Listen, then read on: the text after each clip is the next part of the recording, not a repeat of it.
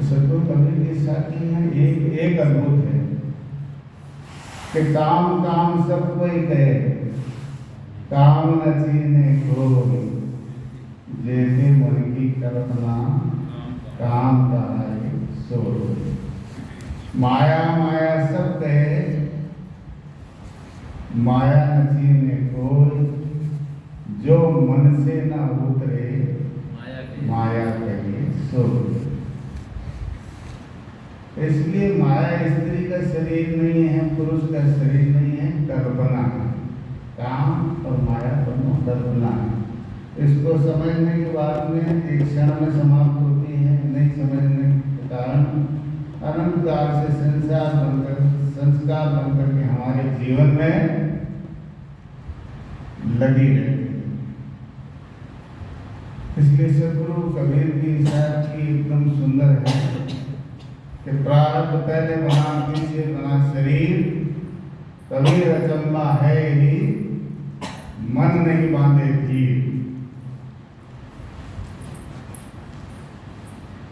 शरीर और कर्म ये दोनों ही प्रारब्ध और पुरुषार्थ के अधीन। आत्मा तो बिल्कुल अलग है, शरीर से अलग है। आत्मा का कोई बीज नहीं है सत्य में। जिस प्रकार से इस मकान का कोई बीज नहीं है, मनुष्य की कल्पना से ये मकान बना, इसका कोई बीज नहीं है।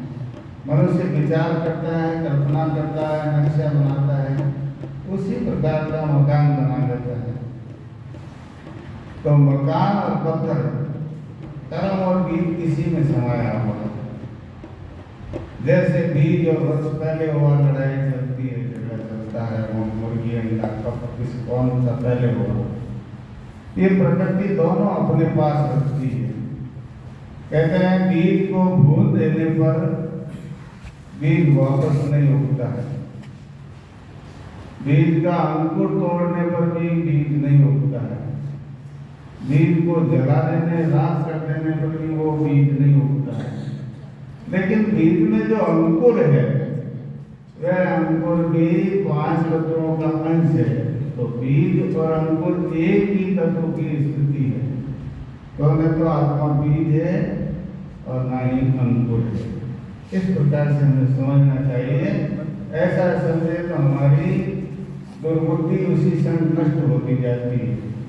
इसलिए प्रारब्ध का आधार पूरा 5 तत्वों का शरीर हम सब मिला है, और इसमें विवेक और अविवेक से हम प्रारब्ध को ठीक ढंग से काम में ले सकते हैं। प्रारब्ध से गलत विचार भी आते हैं और सही विचार भी आते हैं। विवेक के द्वारा गलत विचारों को हटा करके सही विचार लाएं और हृदय में सबके प्रति सद्भाव लाते हुए जीवन में जीतने की कोशिश ना करें। जीत तो अपने आप मिलती है, प्रारब्ध हारने पर भी जीत मिलती है। प्रारब्ध होता है तो रेत में हाथ डालते हैं तो सोना हो जाता है, सोने में हाथ डालते हैं तो रेत हो जाती है, जिसे प्रारब्ध कहा जाता है। तो हम बात सुन रहे थे कि शेख गन्ना शेख के 3 पुत्र थे, लाला, वाला और काला। तीनों की प्रारब्ध से संस्कार, मति, गति सब गलत थी, और वर्तमान में भी वह ऐसा कोई पुरुषार्थ नहीं कर रहे थे कि किसी संतों की बात माने, कि माता पिता की बात माने, कि समाज के लोगों की बात माने। उनके मन में तो बस सिर्फ एक ही बात भरी थी कि छोटा भाई मुझे जरूर नुकसान पहुंचाएगा। ये ईर्ष्या इतनी प्रबल थी कि उनका मन मानता ही नहीं। प्रारब्ध का वेग इतना था, वो भी जीवधारी थे, लेकिन सज्जनों का संग नहीं करने से, संतों का संग नहीं करने से उनके जीवन का संस्कार बदलता नहीं था। कौवा कभी हंस नहीं हो सकता है, लेकिन कौवे रूपी मन सत्संग में ही हंस बनता है। वो नहीं आ पाते थे। प्रारब्ध भी था और पुरुषार्थ भी ठीक ढंग से नहीं करते थे। फिर पिताजी के पास में गए कि पहले तो इसने चालाकी से खूब रुपए कमा लिए, आप एक दफे और परीक्षा दीजिए, हम चारों भाइयों को 1000-1000 रुपया और दीजिए, और जो 1000 रुपये से ज़्यादा कमा करके लाएगा वही गांव को जिमाएगा और यश पाएगा, कीर्ति पाएगा। हम भी समझदार हैं, बड़े हैं, हम उनको एक दफे और इसके साथ परीक्षा करने दो। पिताजी कहते हैं छोटा भाई है, वो तो तुम्हें पिता के बराबर समझता है, क्यों परीक्षा में पढ़ते हो? आप दुकान पे जाओ, आराम से काम करो, प्रेम से रहो। ये प्रेम सब छिन गया है। सिर्फ प्रेम तो पिताजी आप छोटे वाले को ही देते हैं, हमारे को तो काम ही काम बताते हैं। तो नहीं मानने पर पिताजी ने कहा ठीक है भाई, 1000-1000 रुपया चारों को दे दिया। छोटे भाई के मन में एकदम श्रद्धा लगी। श्रद्धा एक ऐसी चीज है कि आदमी के जीवन में या तो आदमी को बदल देती है या फिर अपने ही कर्मों को सुंदर बना देती है। तो छोटे वाले धन कुमार को भी 1000 रुपये दिए गए। तीनों भाई ने कहा पहले हम भांग खा करके, दारू पी करके और कपड़ा भी खो दिए और यश कीर्ति भी खो दिए। अब ये छोटा वाला है तो होशियार, अब के देखते हैं छोटा वाला क्या करता है, उसके बाद में इससे ज्यादा हम करेंगे। ऐसा मन में विचार कर छोटे वाले के पीछे पीछे लग गए जो कहाँ जाता है। छोटे वाले के मन में श्रद्धा आई कि मेरे पिता भी अच्छे हैं, सब लोग अच्छे हैं और मेरे भाई हैं जिनके मन में कोई प्रारब्ध से मेरे प्रति इतना द्वेष है, मैं तो उनसे द्वेष नहीं रखता हूँ। ये द्वेष कैसे मिले? अगर मेरी कोई निंदा करे, मेरी कोई बुराई करे तो शायद मेरे भाइयों का मन ठीक हो जाए।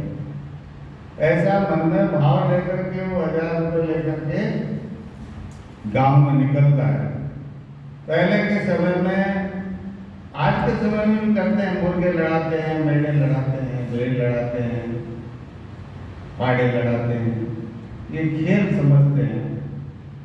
अनजान लोग ऐसा ही करते हैं। उस दिन भेड़ों को लड़ाने का दिन था।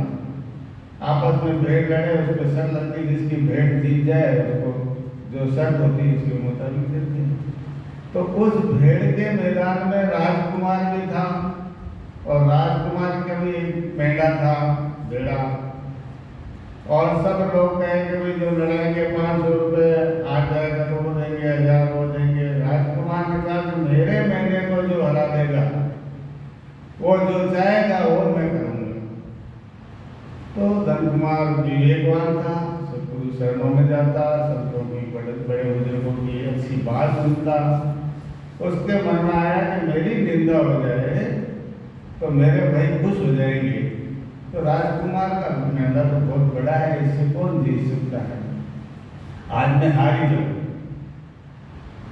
भाई राजी हो जाएंगे, थोड़ी मेरी निंदा हो जाएगी। भेड़ के खरीद करके लड़ाई कराया, सेठ का बेटा है तो खूब निंदा होगी तो होगी, मेरे भाई तो ठीक हो जाएंगे। उनके मन में तो मेरे को जो ऊंचा मान रहे हैं तो छोटा हो जाऊंगा। ऐसा मन में विचार करके और एक पतला सा कोई मेंढा बेचने वाला लिए बैठा था, एकदम पतला था। ये ठीक है, तो कभी हार भी जीत भी नहीं सकता, तो बहुत मजबूत है। तो 1000 रुपये में वो मेंढा खरीद लिया, धन कुमार ने खरीद लिया। पर देखिए प्रारब्ध में हम अगर खेत में हाथ डालते तो सोना हो जाता ना, तो वही हाथ बार सोना होने के बाद में सोने को क्या करना है, ये सद्गुरु संतों का विवेक है। अब जब सब लड़ाई से हार गए राजकुमार के मेंढे से, तो हो गया कि मैं राजकुमार अपने मेंढे से आपके मेंढे को लड़ूंगा। राजकुमार हंसा, इतना पतला सा है, क्या करोगे तुम, हार जाओगे तो? कि हार जाऊंगा तो मेंढा जाएगा और जीत जाता हूँ तो आपकी शर्त ये है कि मैं कहूँगा जो करेंगे। तो प्रारब्ध पहले बना, पीछे बना शरीर, कबीर अचंबा है ये मन नहीं माने धीर। तो पतले को देख के लड़ना नहीं और मोटे को देख के डरना नहीं, कहावत भी है। वो पतला तो था मेढ़ा, लेकिन वाकई फुर्तीला गजब का था। जब लड़ाई हुई तो मोटे वाले मेढ़े को हरा दिया, बेटी मार मार के मार दिया। जीत गया। राजकुमार का गजब कर दिया, मेरे बेटे को हरा दिया। उसको पास में बुलाया नंद कुमार को। अरे भैया, तुम तो मेरे मित्र होने लायक हो, तुमने कैसा मेडल लाया मेरे बेटे को किसी ने नहीं हराया। कि मैं तो सेठ रूप में लाया, जो होना है प्रारब्ध है।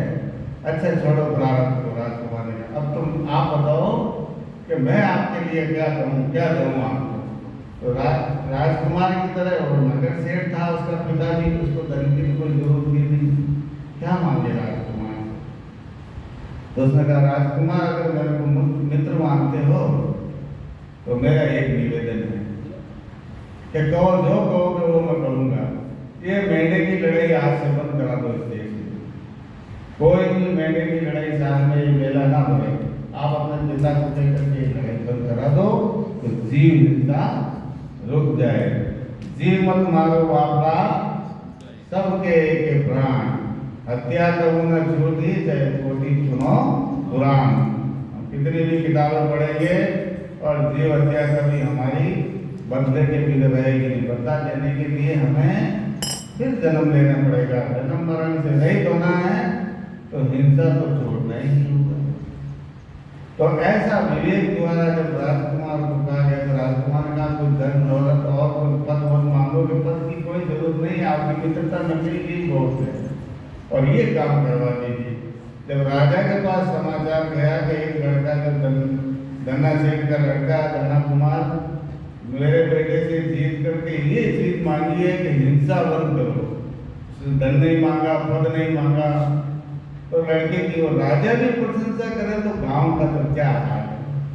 पूरे गांव में उसकी प्रशंसा हुई, राजा प्रशंसा करे, माता पिता ने भी कहा कैसा लाल जन्म दिया है कि पूरे गांव में हिंसा बंद करवा दी। ये रोज मौत होती थी मैनों की लड़ाई से समाप्त कर दी। तो इस प्रकार संतों के सानिध्य से अपने मन की हिंसा भी मिटती है और ऐसा पुरुषार्थ करते हैं जो लोगों का भला और कल्याण होता है।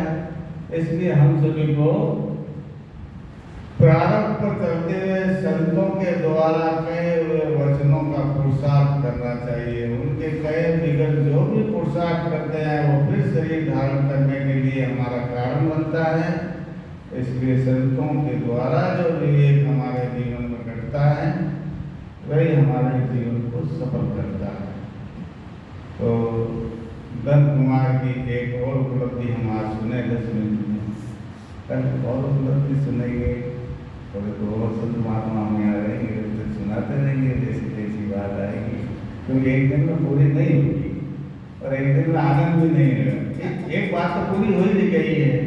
अब आगे इसके साथ क्या होता है, तीनों भाई तो और ईर्ष्या में जल करके काले हो जाते हैं, उनके मन में क्या क्या आता है, फिर कल हम इस बारे में सुनेंगे आगे क्या होता।